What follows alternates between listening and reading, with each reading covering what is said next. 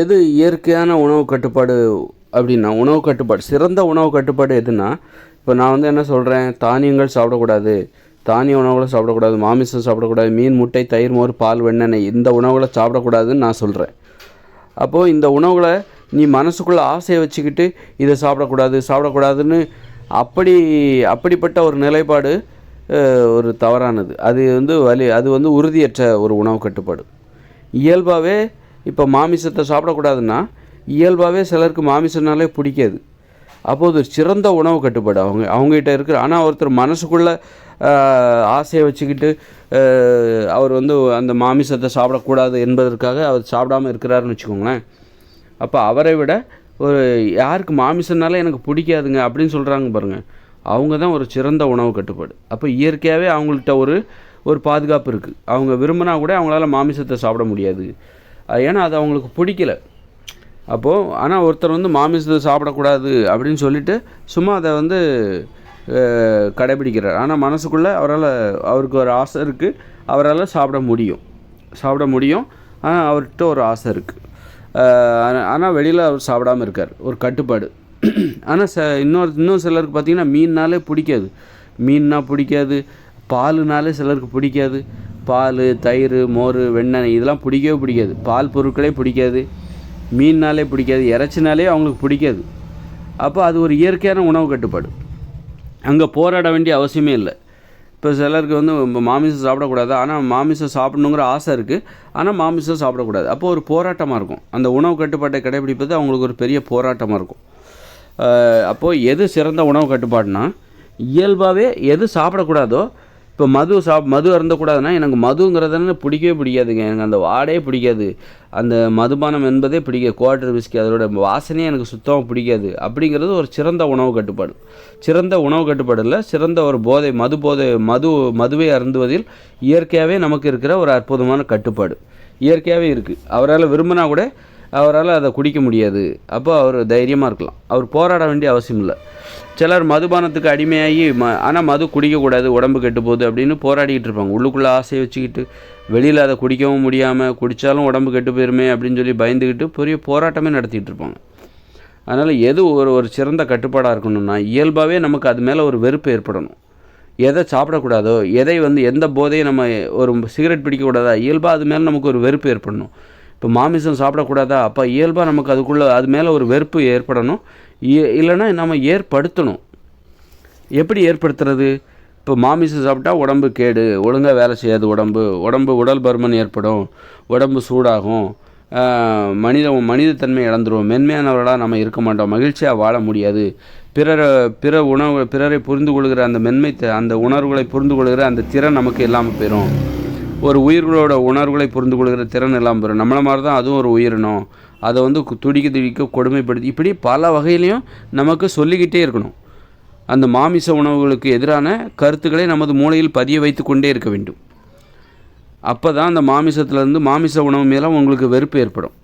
முட்டையா, அது சாப்பிடக்கூடாது, பாலா, அது சாப்பிடக்கூடாது, பால், தயிர், மோர், வெண்ணெய், நெய், பரோட்டாவா, இப்போ பரோட்டாங்கிறது அதை பார்த்தாலே உங்களுக்கு பயம் வரணும். முதல்ல ஆசையாக பார்த்துருப்பீங்க, அப்புறம் அந்த உணவுகள் அது வந்து நமக்கு தீங்கு செய்யுது, அது வந்து ப்ளீச்சிங் பவுடர், மைதாவில் வந்து கோதுமை மாவை வெள்ளையாக்குறதுக்காக ப்ளீச்சிங் பவுடர்லாம் சேர்த்து மைதாவை மாற்றி அப்படித்தான் அதை செய்கிறாங்க, அதை சாப்பிட்டா மூல நோய் வந்துடும்.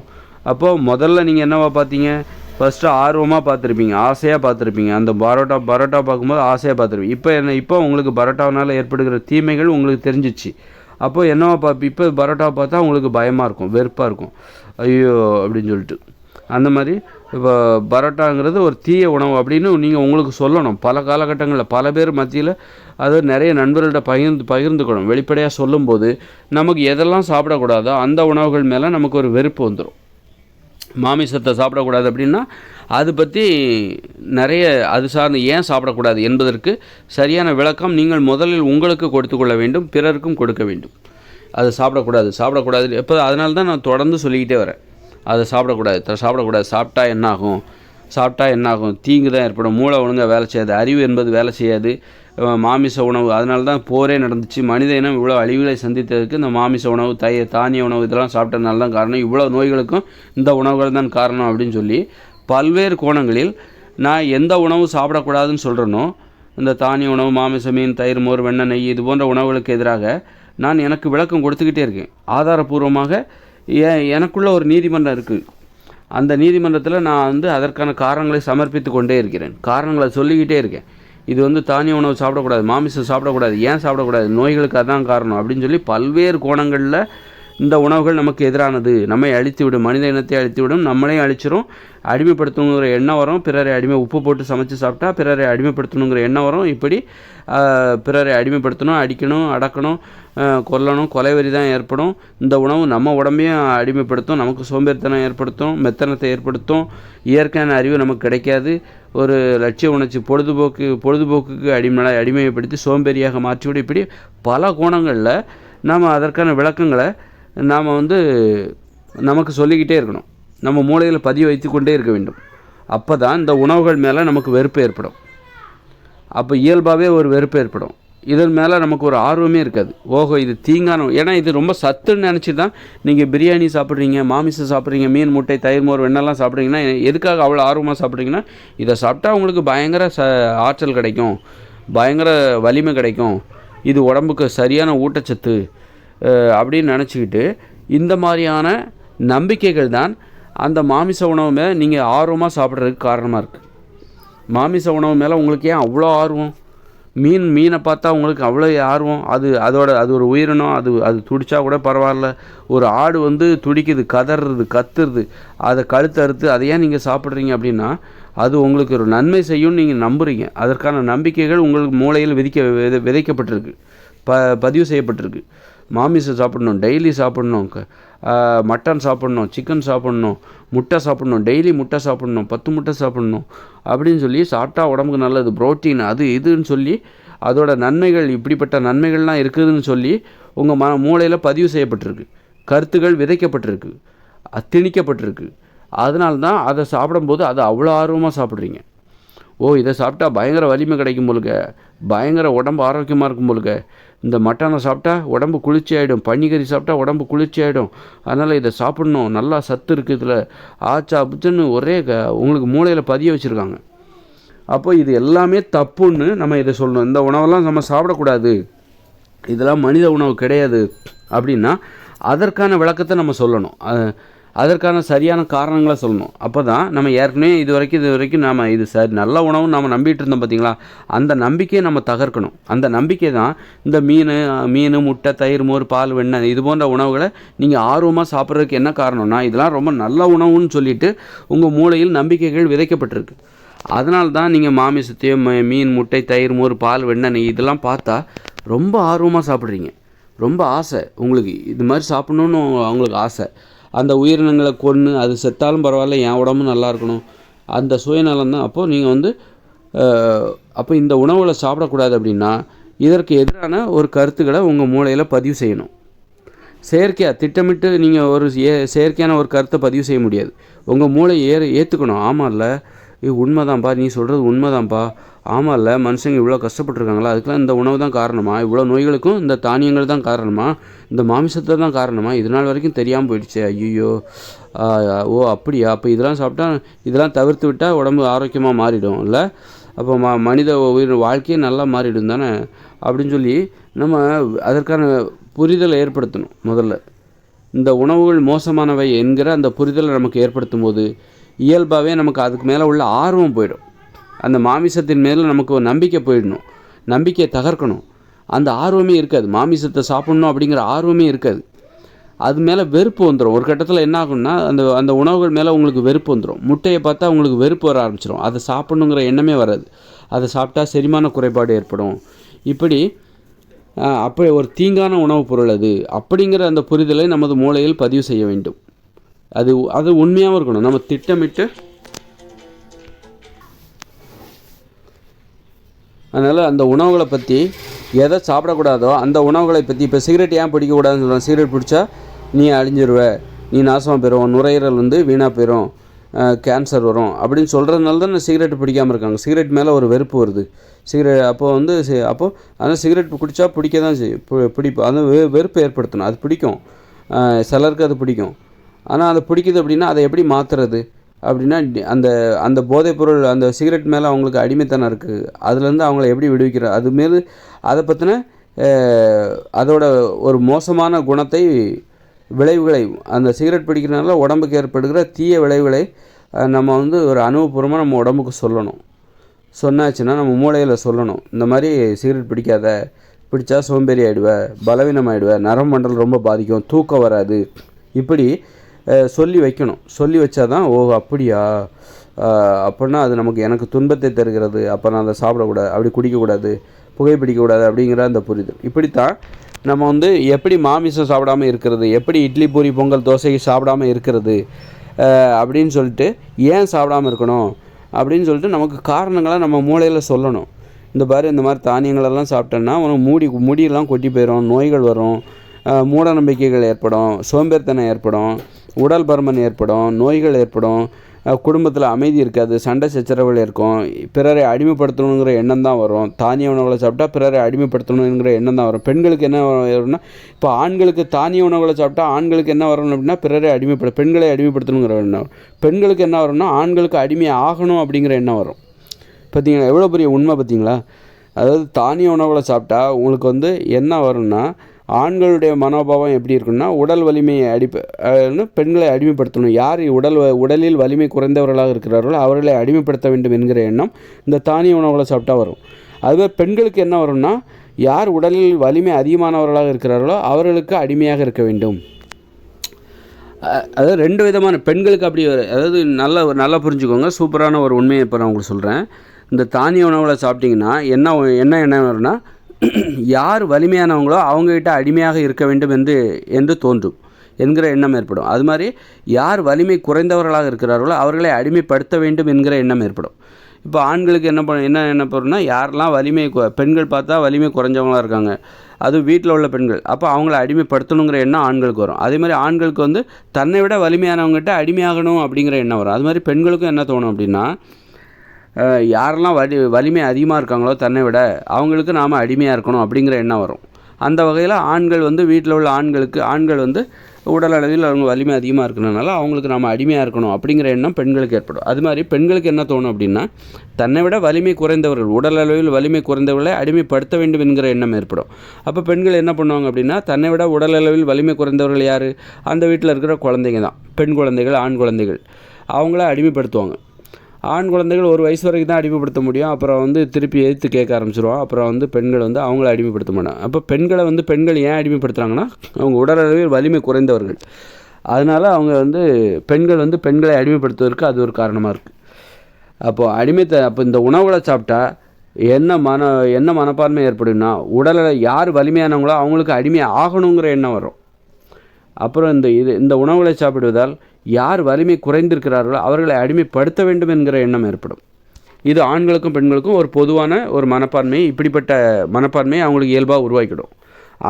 அந்த மனப்பான்மை தான் பெண்கள் வந்து ஆண்களுக்கு அடிமையாக இருப்பதற்கு அதுதான் காரணம். வீடுகளில் பெண்கள் வந்து ஆண்களுக்கு அடிமையாக இருப்பதற்கு அதுதான் காரணம். ஆண்கள் வந்து பெண்களை அடிமைப்படுத்துவதற்கு இந்த உணவுகள் ஏற்படுத்துகிற மனப்பான்மை தான் காரணம். அதனால் இந்த உணவுகளை தவிர்த்தால் மட்டும்தான் பெண்கள் விடுதலை அடைய முடியும், ஆண்களும் விடுதலை அடைய முடியும். பெண் அடிமைத்தனத்திலிருந்து பெண்கள் விடுதலை அடைய முடியும், ஆண் சர்வாதிகார உணர்ச்சியிலிருந்து ஆண்கள் விடுதலை அடைய முடியும் என்பதை மனதில் வைத்துக்கொள்ளுங்கள். அதனால் இந்த உணவுகளை பற்றி இப்படித்தான் இந்த உணவுகளை பற்றி இது தப்புன்னு சொல்லணும், ஆதாரபூர்வமாக சொல்லணும். சும்மா பொய் சொன்னால் ஏற்றுக்காது, ஆதாரபூர்வமாக சொல்லணும். இப்போ நான் சொல்கிறேன்ல, என்னுடைய வீடியோக்களை பார்த்தீங்கன்னா இந்த உணவுகள் வந்து எந்த அளவுக்கு மோசமான உணவு அப்படின்னு சொல்லிட்டு நான் வந்து சொல்லிக்கிட்டே இருக்கேன். அப்போ ஏற்றுக்கிற மாதிரி இருக்குது, இது ஏற்றுக்கலாம், இது தவிர்க்க முடியாது, இது உண்மை தான், முற்றிலும் உண்மை தான் அப்படிங்கிற அளவுக்கு தான் நான் இதை சொல்லிக்கிட்டு இருக்கேன். இதை மறுப்பதற்கு இடமில்லை அப்படின்னு நான் சொல்லிகிட்டு இருக்கேன். அதன் மூலம் மட்டும்தான் இந்த உணவுகள் மீது, இந்த தானிய உணவுகள் மீது, மாமிச உணவுகள் மீது நமக்கு ஒரு வெறுப்பை ஏற்படுத்த முடியும்.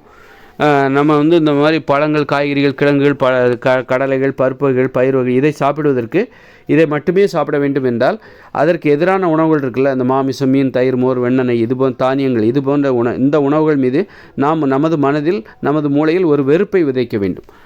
அது வந்து எந்த அளவுக்கு தீங்கானது என்கிற காரணத்தை நமது மூளையில் சொல்ல வேண்டும். அப்போ தான் நாம் அந்த அதுக்கான வேலையை தான் இப்போ நம்ம பண்ணிகிட்ருக்கோம்.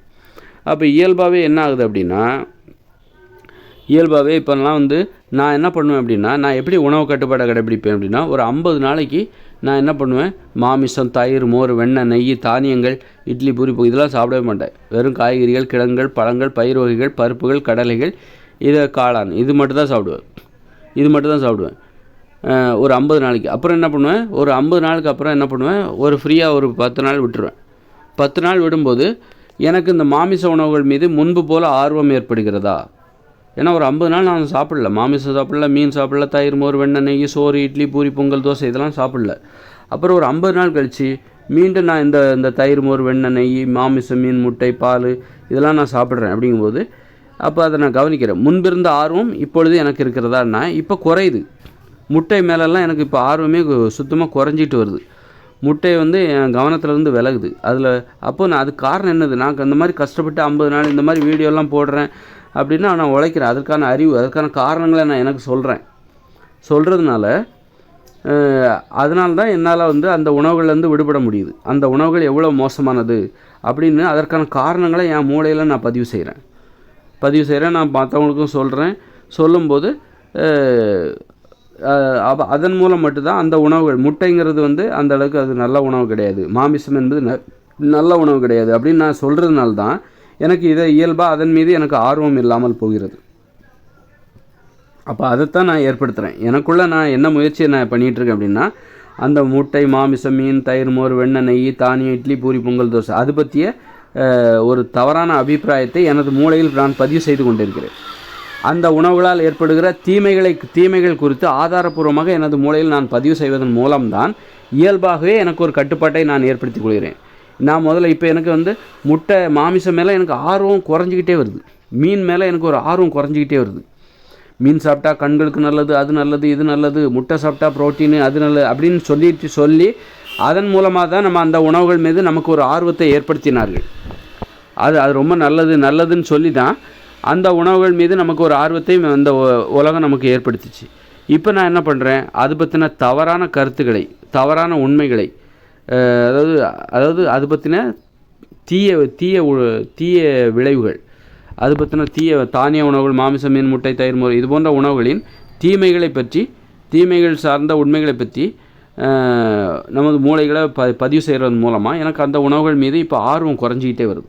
நான் அதனால் 50 நாளைக்கு என்ன பண்ணுவேன், உணவு கட்டுப்பாட்டை கடைபிடிப்பேன். ஒரு 10 நாள் தளர்த்தும் போது எனக்கு என்ன மாற்றம் ஏற்படுகிறது? இயல்பாகவே எனக்கு கட்டுப்பாடு இருக்கா? இயல்பாகவே எனக்கு அந்த மாமிசத்தை சாப்பிட்ணுன்னு ஆசை இருக்கா? இயல்பாகவே எனக்கு அந்த முட்டையை சாப்பிட்ணுங்கிற ஆசை வருதா அப்படின்னு நான் பார்ப்பேன். மீன் சாப்பிட்ணுங்கிற ஆசை இயல்பாகவே வருதான்னா அது எனக்கு குறைஞ்சிக்கிட்டே வருது. முட்டை மீதான ஆர்வம் எனக்கு குறைஞ்சிக்கிட்டே வருது. பால், தயிர், மோர், வெண்ணெய் இது போன்ற உணவுகள் மீதான ஆர்வம் எனக்கு குறைஞ்சிக்கிட்டே வருது. அதை நான் கவனிக்கிறேன். அப்போ அதுதான் இயல்பாகவே எனக்கு ஒரு கட்டுப்பாடு. மீண்டும் நான் என்ன பண்ணேன், ஒரு 10 நாள் என்னால் அந்த உணவு கட்டுப்பாட்டை தளர்த்திக்கிட்டு இருப்பேன்ல, அப்புறம் திரும்ப 10 நாள் என்னுடைய வாழ்க்கையும் பார்ப்பேன். நான் சோம்பேறியாக இருப்பேன். அந்த 10 நாள் நான் அந்த உணவு கட்டுப்பாட்டை கடைபிடிச்சா தான் நான் சுதந்திரமாக என் வேலையை நான் பார்ப்பேன்.